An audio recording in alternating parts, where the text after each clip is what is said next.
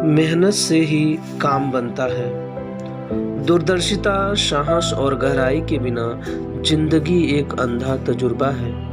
छोटे, कमजोर इरादे वाले और आलसी लोग हमेशा आसान रास्ता ढूंढते हैं, ऐसा रास्ता जिसमें सबसे कम रुकावटें हों।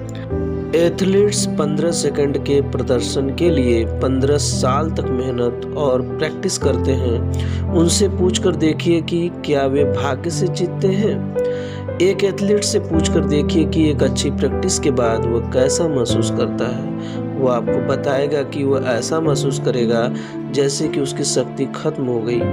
अगर वह ऐसा महसूस नहीं करता तो इसका मतलब है कि उसने अपनी पूरी योग्यता से प्रैक्टिस नहीं की। हारने वाले सोचते हैं कि जिंदगी ने उनके साथ नाइंसाफ किया है। वे सिर्फ अपनी अड़चनों के बारे में सोचते हैं। वे यह नहीं समझ पाते कि वह व्यक्ति जिसने पूरी तैयारी की और अच्छा खेला, उसे भी इतनी ही अड़चनें मिली, लेकिन वह उनसे उबर गया। यही एक फर्क है। मैं आपको एक कहानी के माध्यम से बताता हूँ। एक आदमी ने रेस का घोड़ा खरीदा और उसे अस्तबल में बांध दिया और वहां एक साइन बोर्ड लगा दिया कि जिस पर लिखा था, दुनिया का सबसे तेज दौड़ने वाला घोड़ा। घोड़े के मालिक ने न तो उस घोड़े को दौड़ाया, न ही उसे फुर्तीला बनाया, रखने की कोई ट्रेनिंग अच्छी दी। उसने अपने घोड़े को एक रेस में दौड़ाया और घोड़ा आखिरी नंबर पर आया। मालिक ने फौरन ही साइन बोर्ड बदल दिया जिस पर लिखा था, घोड़े के लिए सबसे तेज दुनिया।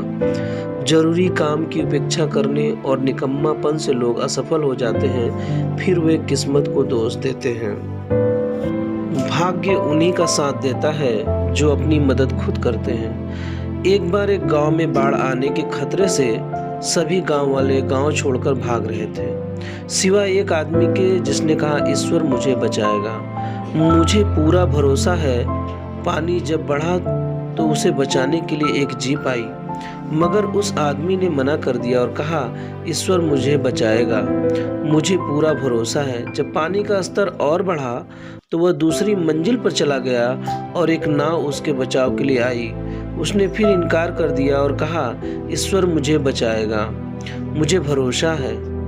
इस तरह पानी का स्तर बढ़ता रहा और वह आदमी मकान की छत पर चढ़ गया। इस बार एक हेलीकॉप्टर उसे बचाने के लिए आया। उसने फिर वही बात दोहराई कि ईश्वर मुझे बचाएगा, मुझे भरोसा है, और आखिरकार वह डूबकर मर गया।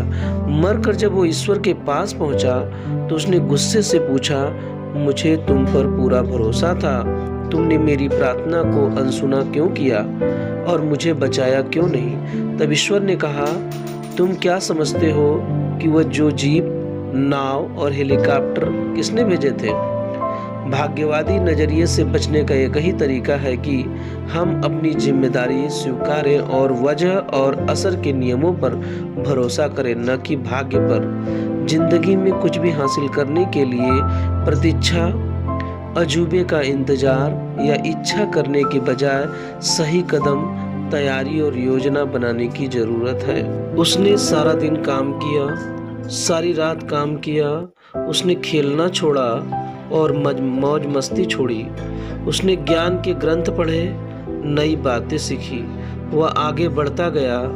पाने के लिए सफलता जरा सी, दिल में विश्वास और हिम्मत लिए वह आगे बढ़ा, और जब वह सफल हुआ लोगों ने उसे भाग्यशाली कहा।